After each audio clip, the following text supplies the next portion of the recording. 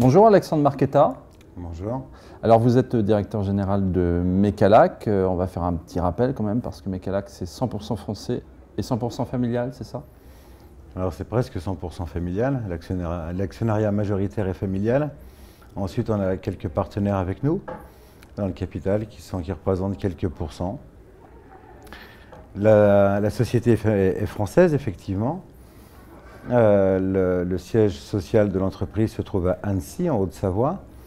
Et nous sommes aujourd'hui implantés sur différents pays en termes industriels. On a 2 usines industrielles en France, une en Allemagne, une en Angleterre qu'on a récemment acquis l'an passé et une en Turquie.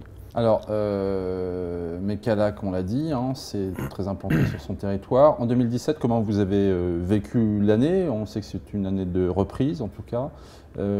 Comment ça s'est passé chez Mecalac? Comment ça a été vécu? Et puis où vous en êtes en 2017 et puis 2018, perspective peut-être? L'année 2017 est une année importante pour Mecalac, pour le groupe de manière générale.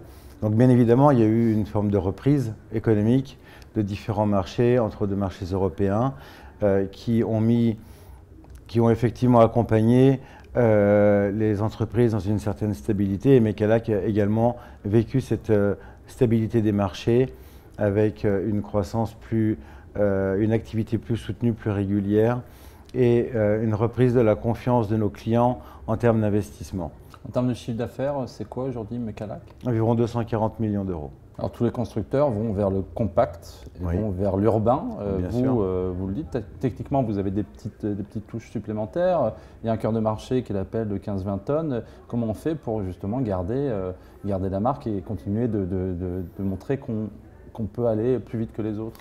Le cœur de marché de 15-20 tonnes, quand on parle de l'urbain, c'est plus petit, c'est un plus faible tonnage. Ça commence plus petit. Globalement, effectivement, on a le très compact, hein, qui va on va dire de 1 tonne à 6 tonnes.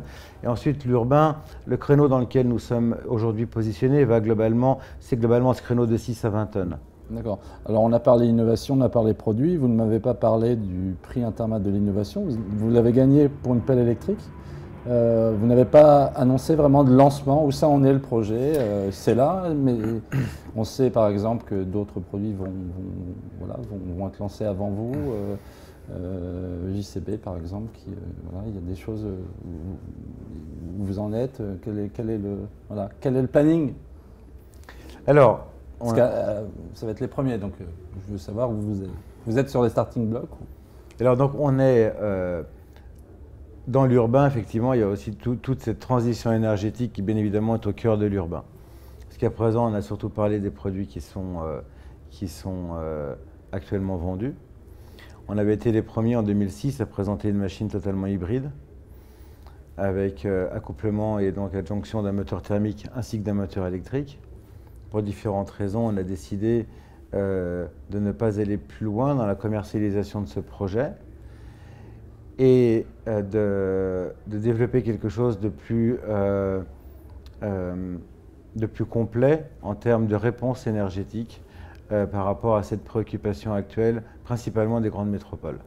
Alors, cette machine,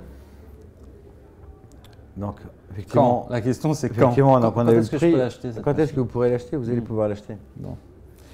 Cette machine, aujourd'hui, elle fonctionne et on le montre dans notre zone de démonstration. On a annoncé que la commercialisation sera effective à partir de mi-2019.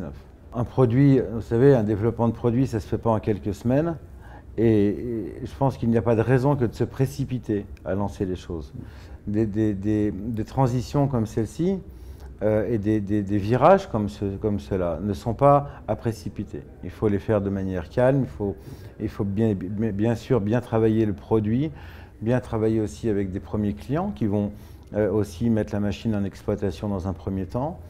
Il y a la partie batterie, vous voyez bien, on entend tous les jours dans les médias ô combien entre les cours de la matière première qui constituent les batteries lithium-ion comme nous avons sur cette machine et les évolutions chaque jour qu'il y a même liées à l'automobile dans ce domaine-là, et c'est sûr que nous en profitons. On doit faire les choses calmement par rapport à cela. Il n'y a pas non plus une extrême urgence aujourd'hui à ce genre de produit. Ce qui est important, c'est d'y aller. Ce qui est important, c'est de commencer de présenter des produits aujourd'hui déjà qui fonctionnent. On n'a pas présenté le produit comme étant juste un concept sans donner de commercialisation. On a dit, oui, effectivement, on a même annoncé en conférence de presse, oui, le produit sera commercialisé mi-2019.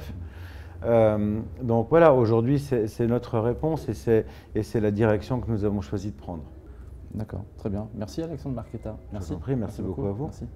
La quotidienne du 15 du BTP, c'est terminé pour aujourd'hui. Retrouvez tous nos reportages sur constructioncayola.com. Quant à nous, on se retrouve encore demain sur Intermat. Salut!